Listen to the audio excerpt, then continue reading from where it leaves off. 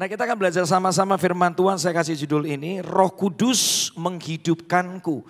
Katakan sama-sama, Roh Kudus menghidupkanku.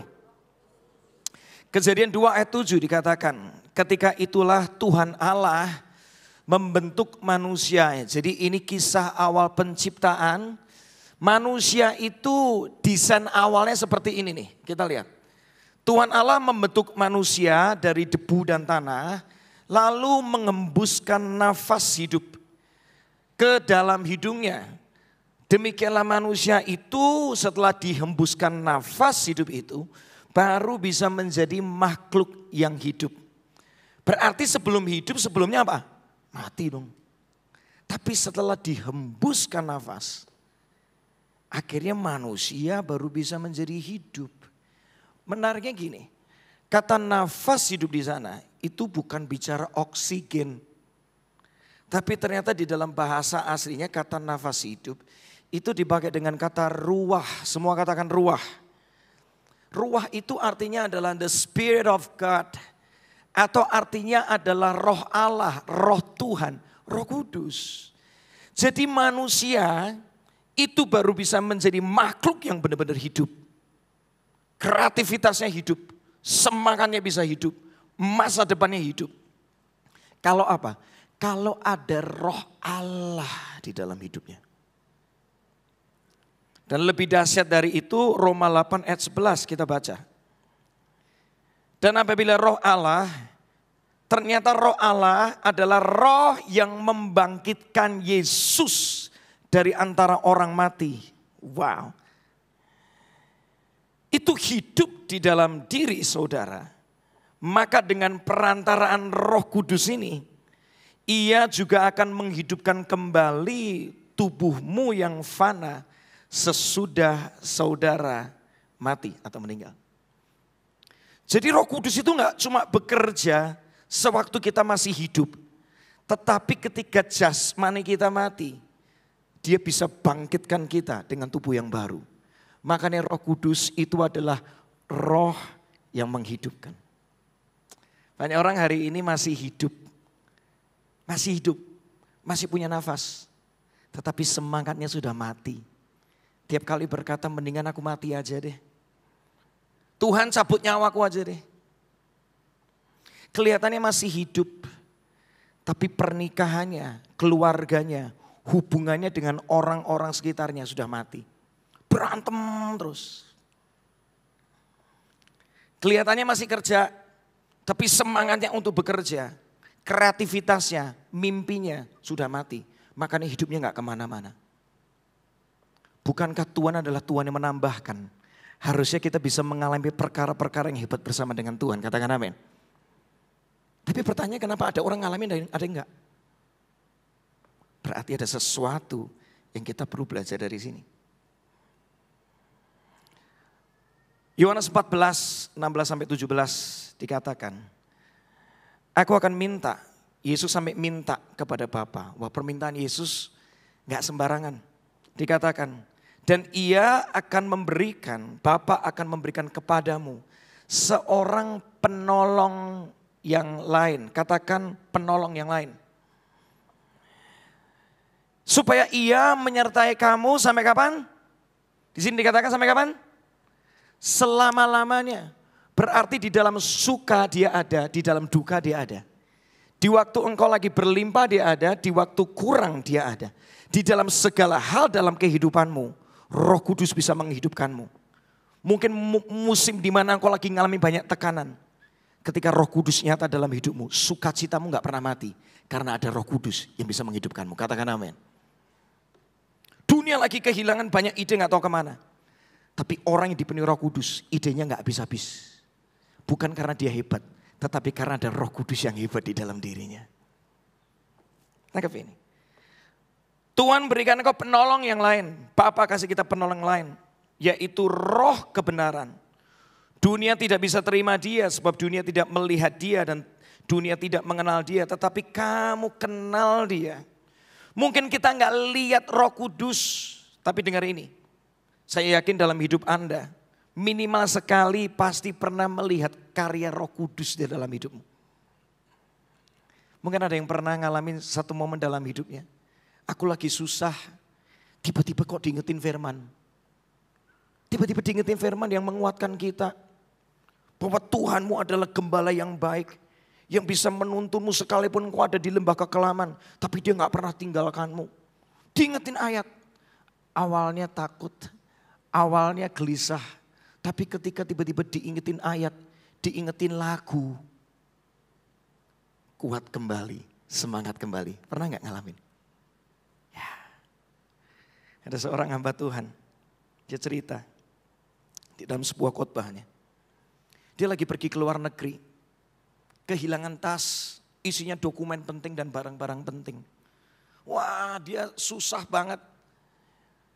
Masalahnya panjang nanti kalau nggak bisa pulang gimana segala macam. Mukanya murung, naik ke taksi. Ketika ada di taksi, ditanyain sama supir taksi, Pak, kenapa muka Anda murung? Dia cerita, saya barusan kehilangan barang yang berharga semua. Tasnya nggak ada, dicuri orang. Tahu nggak supir taksinya tiba-tiba ngomong nggak gini, Pak, ya tapi bersyukur, Bapak masih punya keluarga nggak? Masih ada anak sama istri kan? Iya. Nggak apa-apa Pak, tas bisa hilang. Keluarga masih ada, bersyukur. Gitu. Hari itu cara pandangnya diubahkan. Dia nggak lagi fokus sama masalahnya. Dia jadi bersyukur karena apa? Ada kekuatan dan penghiburan dari Roh Kudus. Gara-gara lewat supir taksi. Tuh lihat. Mungkin kita nggak pernah lihat Roh Kudus. Tapi saya percaya dalam hidup Anda, Roh Kudus bekerja dalam hidupmu. Hidupmu mau ngaco, tiba-tiba ada alarm bunyi. Jangan nyuri lagi. Jangan nipu lagi.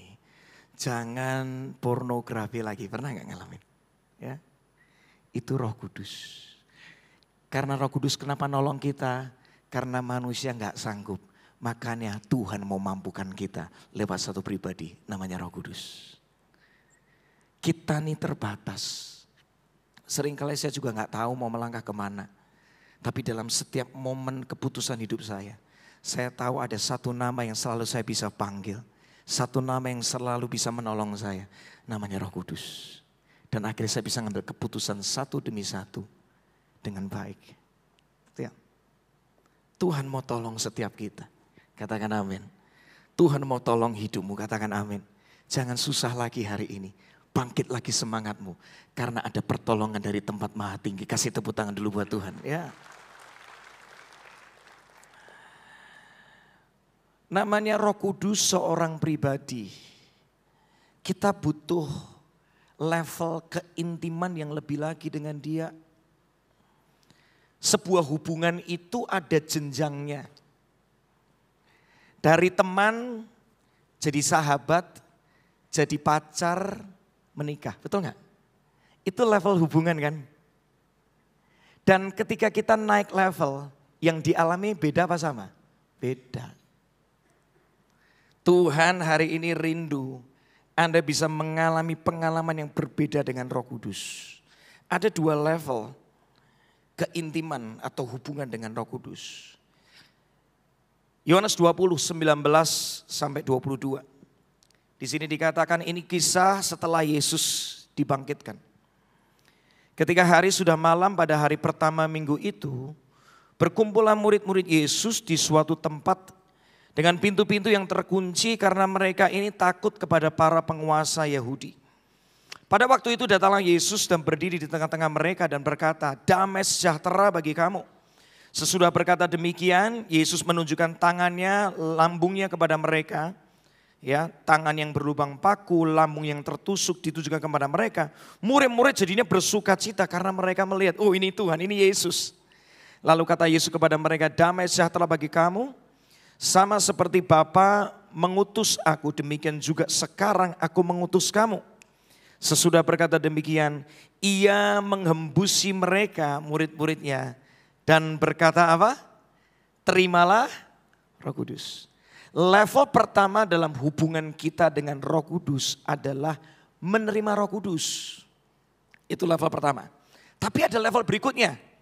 Kita lihat di dalam Kisah Para Rasul 2, 1-4. Ketika tiba hari Pentakosta, semua orang percaya berkumpul di satu tempat. Tiba-tiba turunlah dari langit, wow, suatu bunyi seperti tiupan angin keras yang memenuhi seluruh rumah di mana mereka duduk. Dan tampaklah, ini nyata. Kalau sebelumnya ketika Yesus mengembuskan nafas, mengembuskan Roh Kudus untuk terimalah Roh Kudus. Tidak ada satu tanda-tanda yang jelas. Menerima, yes, bagus. Tapi ternyata ada level berikutnya. Yaitu level berikutnya yang kedua adalah dipenuhi Roh Kudus. Semua katakan dipenuhi Roh Kudus.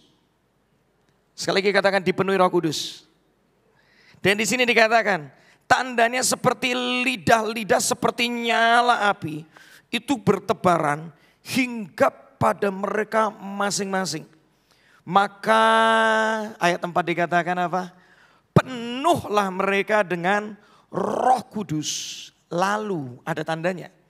Mereka mulai berkata-kata dalam bahasa-bahasa lain. Lucu. Orang Galilea bisa ngomong dalam bahasa-bahasa yang lain. Yang gak masuk akal. Lihat, Roh Kudus ketika bekerja dalam hidup seseorang. Pasti ada pembedaan yang terjadi di sana. Pasti ada perubahan yang akan dinyatakan di sana. Seperti yang diberikan oleh Roh itu kepada mereka untuk mengatakannya. Jadi ada beda. Jangan cuma ada di level menerima. Tapi Tuhan mau supaya kita sampai di level dipenuhi atau dipimpin. Bedanya apa sih? Bedakan antara minum air sama nyemplung ke kolam renang. Beda nggak? Beda. Kalau Anda di sini nggak ada air ya, misal, nah boleh deh. Ilustrasi sekalian mau minum maksudnya. Nah. Beda loh, lihat. Kalau minum air, nih. Airnya masuk ke dalam tubuh kita, betul ya? Itu namanya menerima air. Tapi kalau dipenuhi air, beda nggak? Beda. Anda nyebur ke kolam renang, itu langsung kelihatan semuanya basah kuyup. Setuju? Beda. Ada sesuatu yang nampak yang kelihatan di hidupmu. Lagi. Menerima dan dipenuhi itu berbeda. Kalau cuma menerima itu ibaratnya gini. Anda cuma jadikan Roh Kudus sebagai teman serumah. Tapi kalau Roh Kudus itu memenuhi atau memimpin kita, Anda jadikan dia tuan rumah. Beda. Kalau teman serumah tuh gini. Misalnya nih Anda ngekos. Anda kenal ada teman Anda, dia pokoknya jago bikin apa-apa. Mau benerin apa bisa, mau masak bisa. Pokoknya ini anak jago banget, skillnya banyak. Anda cuma akan panggil dia kalau Anda perlu, betul kan? Bro tolong dong, kenapa? Motor gua lagi gak beres nih. Ternyata dia juga bisa ngurusin motor, dibenerin, bisa, jago. Tapi setelah motornya beres, bye-bye. Anda terima Roh Kudus, tapi Anda gak mengizinkan dia untuk ngatur hidupmu, untuk memimpin langkahmu. Supaya jangan sampai motormu rusak dulu, supaya motormu jadi benar, hidupmu jadi benar. Beda, levelnya beda. Nangkap ya? Kalau engkau mengizinkan Roh Kudus yang memimpin hidupmu, itu dia menjadi arsitek dalam kehidupanmu. Dia yang menata seluruh langkah hidupmu. Berikutnya lagi saya kasih contoh. Beda antara kita yang nyetir dan Roh Kudus cuma duduk di belakang. Kita jalan semaunya sendiri. Sampai akhirnya kalau kepepet, baru akhirnya kita tanya dia. Pacaran seenaknya. Hamil, panik mulai. Seenaknya sendiri. Kerja seenaknya. Gak tanya pimpinan Roh Kudus dulu. Asal ngegas. Akhirnya jadinya semua berantakan, pusing semua. Bisa gak Roh Kudus pulihkan? Bisa. Cuma pemulihan itu seringkali butuh waktu dan buang-buang waktu. Ada waktu yang harus dibayar, betul gak? Saya kasih Anda ilustrasi yang sederhana. Lebih enak kalau ada arsitek yang ngerti gimana cara membangun sebuah bangunan yang bagus. Dan Anda libatkan dia dari awal. Daripada Anda sok tahu tentang bangun rumah. Coba-coba. Akhirnya ketika bangun semuanya berantakan. Ketika berantakan baru manggil arsiteknya. Buang waktu enggak? Buang waktu, buang biaya. Betul kan? Jadikan Roh Kudus pemimpin dalam hidup kita. Supaya setiap langkah hidupmu ditata sama Dia. Jadinya indah, katakan amin. Beda. Nah, orang yang dipenuhi Roh Kudus. Ada 3 hasil. Hasil yang pertama ini. Keyboard boleh main. Main di B aja, B.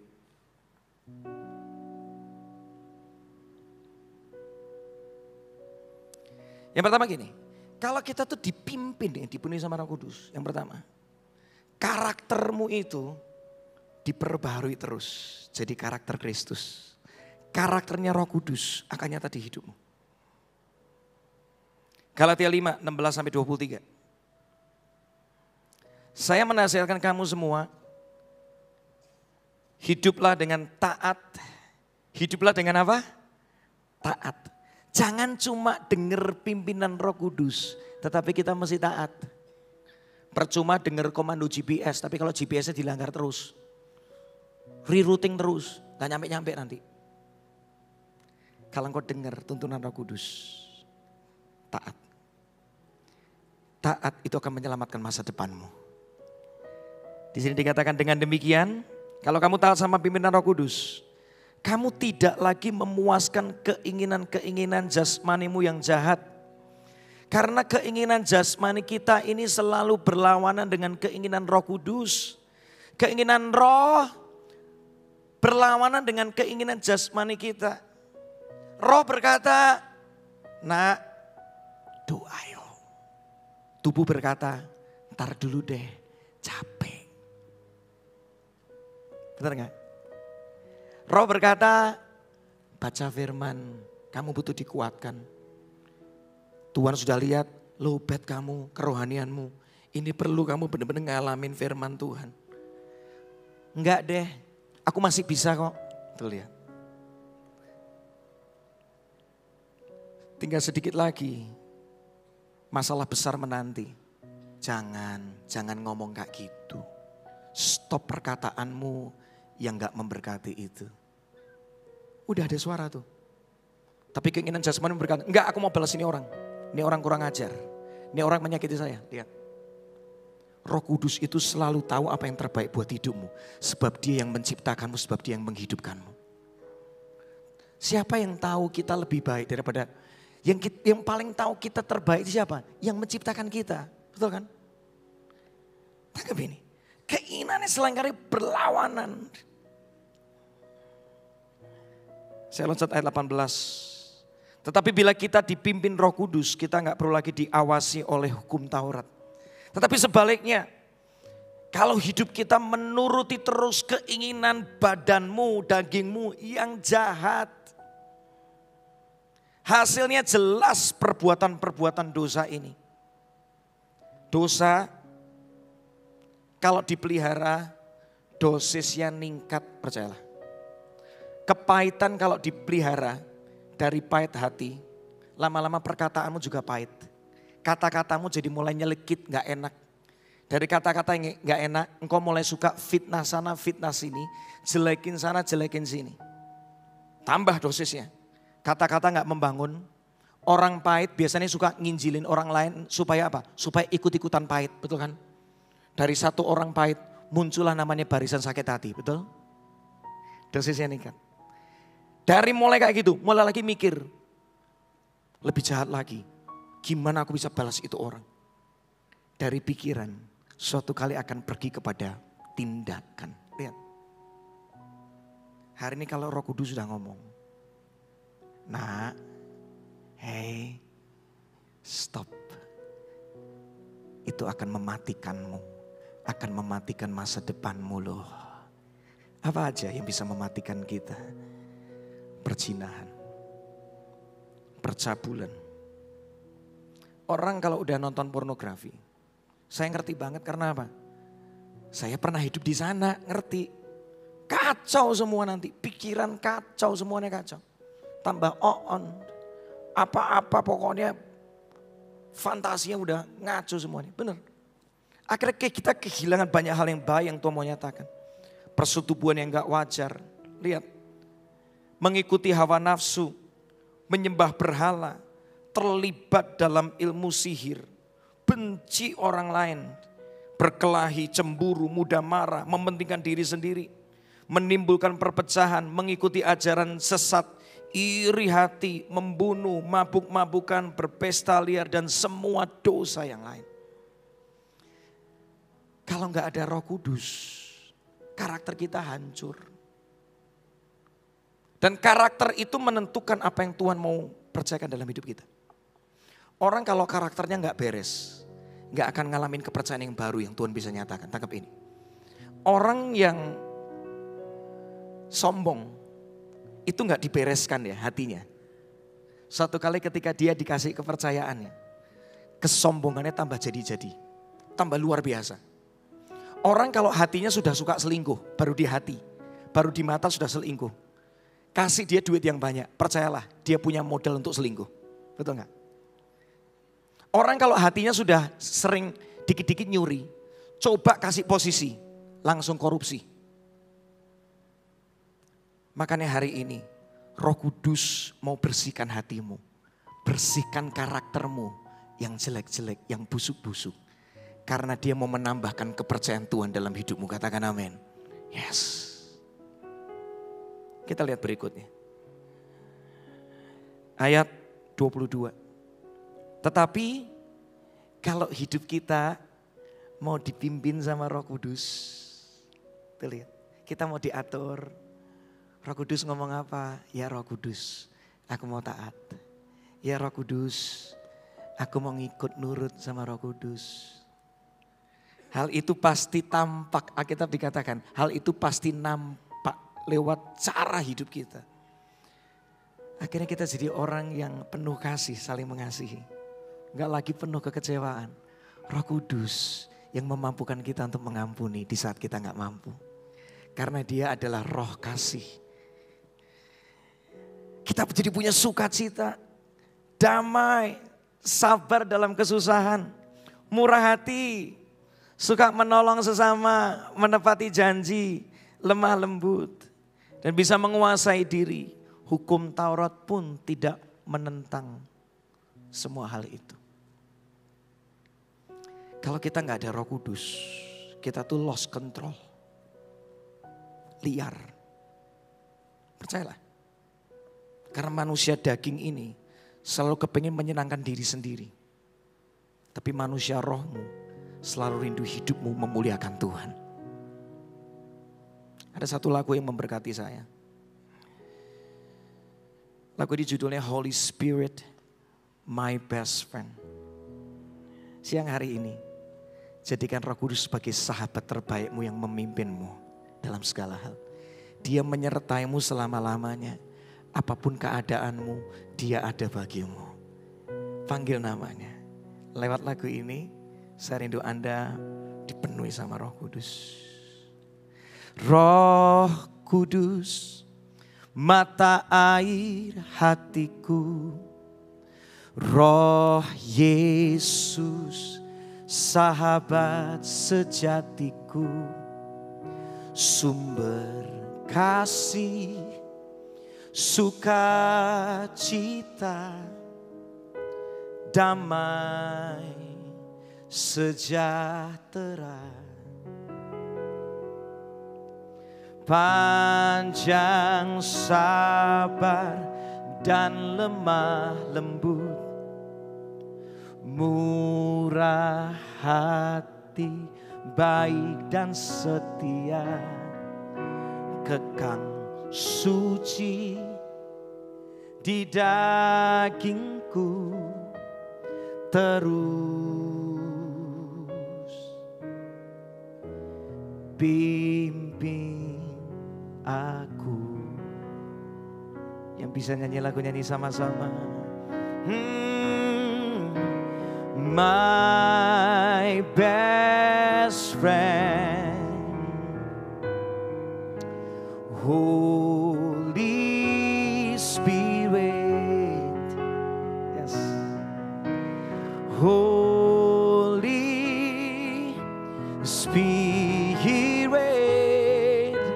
My best friend. Nyanyikan sama-sama.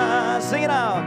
My best friend. Katakan Holy Spirit. Holy Spirit. My best friend. Dia ada di dalam sukamu, dia ada di dalam dukamu. Dia ada di saat engkau ngerti, dia ada di saat engkau gak ngerti. Apapun keadaannya, dia akan meluruskan jalanmu. Dia akan membuat karaktermu tetap benar dalam segala keadaan. Bukan karena engkau mampu, tetapi karena dia akan selalu mampukan kita. Kasih tepuk tangan buat Roh Kudus. Yang kedua, orang yang mau dipimpin sama Roh Kudus, cara pandang yang baru dan rahasia akan masa depannya akan disingkapkan. Dalam hidup ini kita seringkali salah melihat karena kita cuma pakai mata jasmani. Kalau mata roh kita gak terbuka, kita tuh bisa seringkali salah melihat sebuah kejadian. Dan akhirnya respon kita salah. Kadang-kadang kita lagi ngalami masalah dikit langsung ngomel, Tuhan jahat. Tuhan gak adil. Tuhan kok kayak gitu sih? Katanya Tuhan kasih, kok kayak gini Tuhan? Padahal seringkali di balik masalah itu supaya kita bisa melihat Tuhan bekerja. Di balik badai supaya Tuhan bisa memperkenalkan dirinya, dia bisa menenangkan badai. Di balik sakitmu, Tuhan sedang memperkenalkan diri, dia bisa menyembuhkanmu dan menguatkanmu. Suatu kali saya pernah kecewa dengan seseorang 2016 itu. Karena apa? Karena saya mau bikin album. Saya minta tolong sama seseorang saya kenal baik untuk dipromosikan album itu. Saya ngomong sama asistennya, tolong dibantu dong. Album saya pertama solo saya ini mau rilis, tolong bantu promosikan. Melalui asistennya ditolak. Saya kesel. Saya sempat tawar hati, kecewa, pahit. Tuhan, kok gini ya? Saya butuh pertolongan. Kenapa orang ini gak mau bantu saya? Saya akhirnya menghampiri Tuhan. Saya ngomong sama Roh Kudus, aku kecewa. Hatiku udah deh gak usah rilis album deh. Ngapain? Orang yang dekat, yang kenal baik aja gak mau support.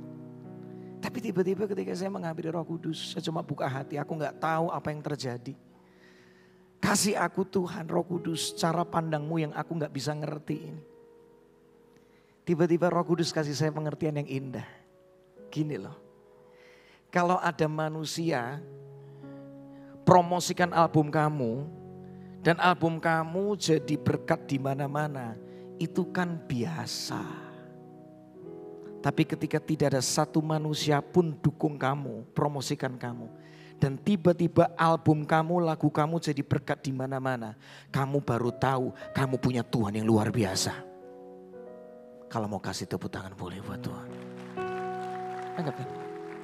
Ketika cara pandang saya berubah, saya nggak lagi kecewa loh. Saya malah semangat. Iya Tuhan ampuni aku, seringkali aku berharap sama manusia. Hari itu aku semangat lagi. Aku mulai bikin promo-promo yang aku bisa. Januari 2017 album itu rilis. Saya sempat minta kalau nggak bisa dipromokan, didoakan boleh enggak. Kagak dikasih. Semua pengharapan manusia dihancurkan beneran. Tapi nggak lama setelah itu, lagu kemenangan terjadi di sini di 2017. Jadi berkat di mana-mana tanpa batas. Tuhan Yesus luar biasa. Roh Kudus itu dahsyat. Amin. Makanya kita ini perlu Cara pandangmu melihat kehidupan ini perlu disinkronisasi supaya jangan salah lihat terus. Kita lihat ayatnya. Yohanes 16, 13-14. Tetapi apabila ia datang yaitu roh kebenaran, ia akan memimpin kamu ke dalam seluruh kebenaran. Yang cara pandangmu salah, dituntun supaya jadi benar. Seluruh kebenaran. Sebab ia tidak akan berkata-kata dari dirinya sendiri. Roh Kudus itu roh yang berbicara kepada setiap kita. Dia berkata-kata. Tetapi segala sesuatu yang didengarnya itulah yang akan dikatakannya dan dia akan memberitahukan kepadamu apa? Hal-hal yang akan apa? Akan datang. Yang belum kejadian, Roh Kudus bisa bicara sama kita. Suatu kali pandemi 2020. Saya ketika awal pandemi itu cuma kayak digerakkan aja. Tanpa tahu ke depan bakal seperti apa. Jadwal pelayanan udah habis, nol semuanya. Gak tahu mau kemana dengan hidup saya. Hampir sempat mau sama istri jadi pedagang bebek, beneran. Lucu juga ya, Frankie Kuncoro dagang bebek gitu lucu juga ya. Bebek Frankie Kuncoro mungkin gitu ya. Sudah sempat ke sana. Tapi tiba-tiba ada dorongan yang kuat. Yang selama ini saya jarang lakukan. Bikin worship video di rumah. Ya udah deh, daripada nganggur, undang teman saya. Satu main keyboard, satu videographer. Bantu ya, rekam di rumah ya. Oke siap, rekam. Kekumpul 40 video.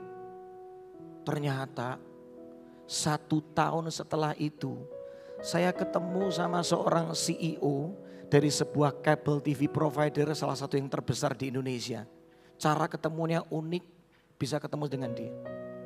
Terus dia ngomong kayak gini, Pak Frankie saya membuat program khusus 24 jam musik rohani. Bapak bisa nggak bantu saya? Oh siap Pak. Jadi gimana nih cara bantunya? Tiap bulan tolong setor video ke saya. Oke, saya ada budget produksi buat Bapak. Wah puji Tuhan, makasih loh Pak. Akhirnya saya diingetin sama Roh Kudus. Kamu kan sudah punya 40 video yang kamu buat selama beberapa waktu terakhir kemarin. Duh iya, Pak, Bapak kok pas banget. Saya udah punya 40 video, boleh enggak tak setor sekarang? Loh boleh. Karena itu program channel itu saya mau rilis 3 minggu lagi Pak. Kok ya pas Pak Frankie punya 40 video. Itu cukup buat channel saya. Terima kasih Pak, kontraknya kita jalankan. Tuhan memberkati dengan luar biasa. Kasih tepuk tangan dulu buat Tuhan. Tuh lihat. Saya gak ngerti masa depan saya. Tapi Roh Kudus tahu yang bakal terjadi. Makanya ayo dipimpin sama Roh Kudus. Pengetahuanmu, kemampuanmu, koneksimu terbatas. Roh Kudus tanpa batas. Dia bisa kasih tahu yang engkau gak tahu. Yang terakhir. Sampai sini semua diberkati? Amin. Amin. Yang ketiga ini, Kisah Para Rasul 1 ayat 8. Dikatakan, kalau seseorang dipenuhi sama Roh Kudus, ini yang terjadi. Tetapi kamu akan menerima apa? Kuasa. Katakan kuasa. Kamu akan terima kuasa yang tidak terbatas itu. Karena Roh Kudus adalah roh yang tak terbatas, dikatakan. Kalau Roh Kudus turun ke atas kamu. Saya suka kita ngomong dengan kata turun. Turun itu kan artinya dari atas ke bawah, betul kan? Berarti dia ada di atas, dia yang memimpin kita. Kalau hidupmu dipimpin sama Roh Kudus, dipenuhi sama Roh Kudus, jangan kaget apa yang ada di tanganmu itu penuh pengurapan Tuhan. Yang biasa bisa jadi luar biasa. Tangkepin. Kita baca satu ayat lagi ya. Kisah Para Rasul 10 ayat 38. Yaitu tentang Yesus dari Nazaret. Bagaimana Allah mengurapi dia dengan siapa? Roh Kudus. Dan apa? Kuasa. Bukan cuma kuasa tetapi kuasa yang kuat. Dia, Yesus, Berjalan berkeliling sambil apa? Berbuat baik. Itu luar biasa. Tapi jangan berhenti di sana. Alkitab tulis ada berikutnya. Yesus gak cuma berjalan berkeliling sambil berbuat baik. Tetapi di sini dikatakan dan apa?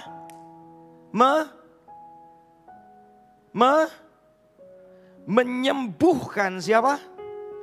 Semua orang yang dikuasai iblis. Sebab Allah menyertai dia.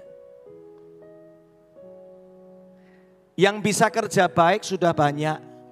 Yang dibutuhkan hari ini adalah kerja yang dipenuhi dengan kuasa Tuhan dinyatakan dalam hidupnya.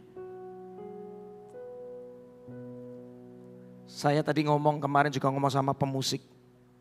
Yang bisa main musik bagus sudah banyak sekarang. Yang lagi dibutuhkan hari-hari ini supaya engkau bisa menyatakan bahwa Tuhan itu hidup di dalammu adalah setiap nada yang kau pencet, satu nada dipencet ada orang disembuhkan di sana. Perkataanmu bisa jadi perkataan yang penuh dengan kuasa. Bukan karena perkataanmu bagus, tetapi karena Roh Kudus bekerja di hidupmu. Perkataanmu yang biasa jadi penuh dengan hikmat ilahi. Roh Kudus kalau memenuhi kita, itu sampai kuasa perkataan pun bisa diubahkan. Dan akhirnya pernikahan bisa diselamatkan. Beneran saya ngalamin. Suatu kali ya, saya lagi berantem sama istri. Saya tiba-tiba ingetin ini. Wah, apalagi awal-awal pernikahan. Rasanya pengen perang mulut tuh. Di tengah kondisi lagi panas gitu. Tiba-tiba Roh Kudus kayak bicara. Filipi 4 ayat 8. Semua yang baik, semua yang suci, yang mulia, yang mendatangkan kebajikan, renungkanlah semuanya itu tentang istrimu. Gitu. Saya disuruh Roh Kudus untuk ingat. Kadang-kadang kalau kita lagi berantem sama orang, tahu nggak? Yang diingat yang jelek-jeleknya tentang itu orang kan. Kita lupa bahwa orang itu pernah nabur banyak kebaikan juga buat hidup kita seringkali. Betul kan? Hari itu saya cooling down sebentar. Saya nginget, iya ya, istriku ini luar biasa ya. Aku tuh dulu hampir gak bisa menikah. Tapi dia itu teguh banget loh. Sampai akhirnya berapa kali diputusin pun tetap kejar lagi. Akhirnya saya bisa menikah sama dia beneran. Kalau kamu gak nikah-nikah beneran. Tuhan ingetin itu. Ingat istrimu tuh tiap kali masakin kamu yang kamu suka. Kamu dibuatin minuman gak pernah dicampur sama sianida. Ingat itu gitu. Istrimu tuh baik loh. Istrimu tuh rajin loh. Istrimu tuh gak pernah ngeluh loh. Langsung dari emosi tingkat tinggi. Turun langsung drop. Dan akhirnya saya cuma bisa ngomong sorry. Ternyata sorry itu, hari itu pernikahan kami diselamatkan. Beneran. Itu kata-kata dari Tuhan sekalipun sederhana ya. Kata-kata sorry tapi kalau penuh dengan pengurapan Tuhan dampaknya beda. Kasih Tuhan melawat. Pelukan lagi, sorry. Lihat. Kuasa Tuhan itu luar biasa. Kita lihat ya, Keluaran 31 sebentar lagi yang selesai. Keluaran 31, 1-3. Berfirmanlah Tuhan kepada Musa. Ini menarik nih. Ini cerita tentang pembangunan kemah Musa. Dan dibutuhkan banyak orang untuk bisa melakukan pembangunan yang bisa dikatakan gak mudah itu. Lihat telah kutunjuk Bezalel bin Uri bin Hur dari suku Yehuda. Ayat 3 lihat ini. Dan telah kupenuhi dia dengan roh Allah. Dengan keahlian. Wow. Ternyata Roh Kudus itu kalau memenuhi itu skill bisa nambah loh. Dan pengertian dan pengetahuan dalam segala macam pekerjaan. Wow. Lihat ini. Untuk membuat berbagai rancangan supaya dikerjakan dari emas, perak dan tembaga. Untuk mengasah batu permata supaya ditata. Untuk mengukir kayu, untuk bekerja dalam segala macam pekerjaan. Sebelumnya gak pernah ada yang bikin ini nih. Ini skill baru nih. Tapi kalau Roh Kudus memenuhi hidup seseorang. Skill-skill yang baru pun bisa ditambahkan dalam hidup kita. Katakan amin. Saya kadang-kadang bingung mau merangkai kata lagi. Mesti keluar kata-kata apa lagi ya untuk bikin lagu. Kata-kata itu udah pernah keluar. Yang itu udah pernah keluar. Tiba-tiba 2021 diingetin. Ki, kamu pernah ngalamin namanya kelimpahan. Ngerti sekarang arti kekurangan gara-gara pandemi. Tapi dalam segala masa, Yesusmu itu selalu mempesona, selalu menguatkanmu, selalu memelukmu dengan kasih-Nya. Iya ya, aku ada hari ini, itu karena kasih-Nya Tuhan. Langsung saya nyembah Tuhan, ngambil gitar. Saya nggak tahu bisa menyanyi lagunya apa enggak. Coba main di D sekarang. Semoga bisa. Kalau nggak bisa Roh Kudus akan mampukan ya.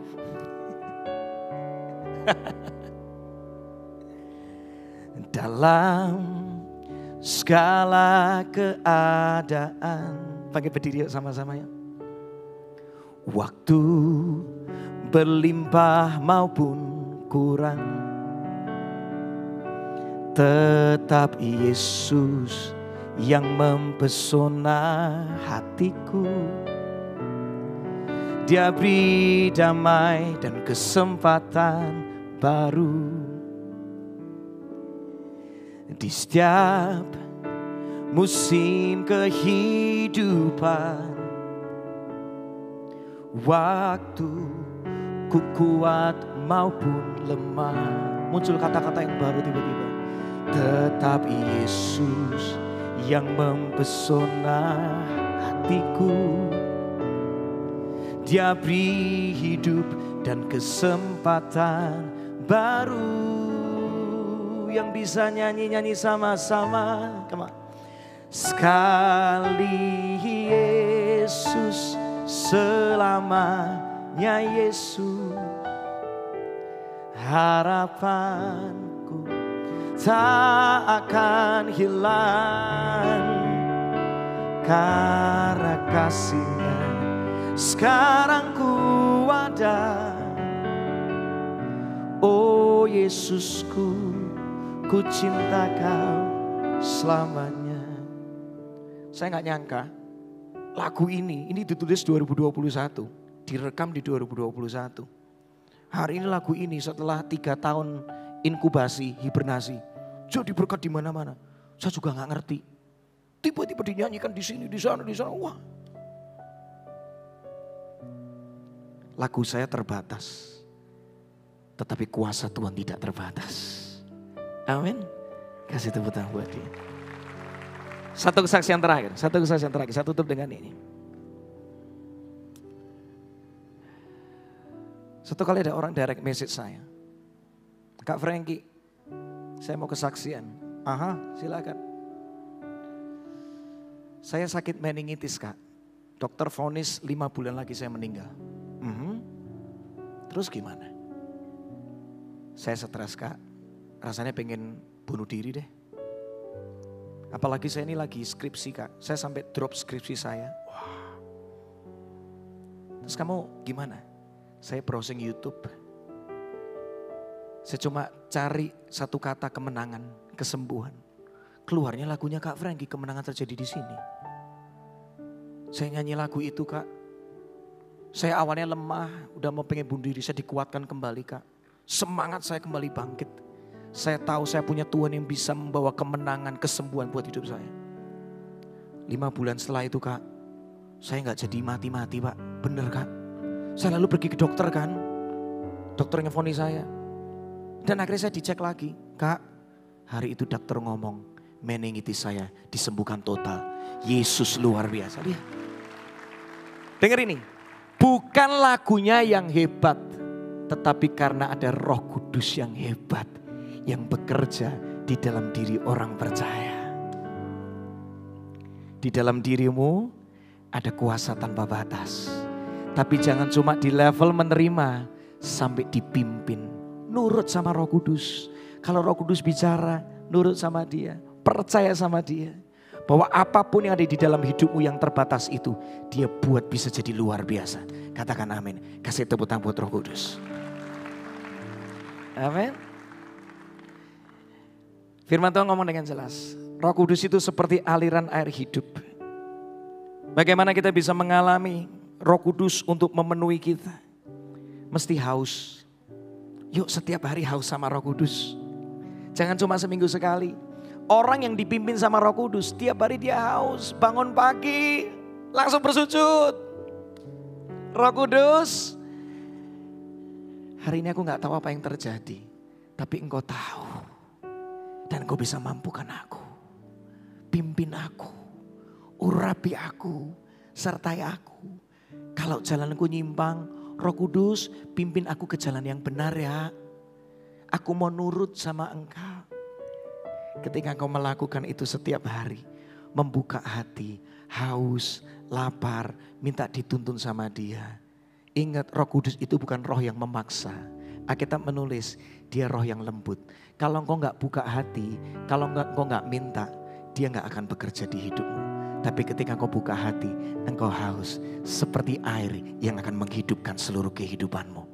Amin. Rindu ngalami Roh Kudus lebih lagi? Pejamkan matamu sama-sama.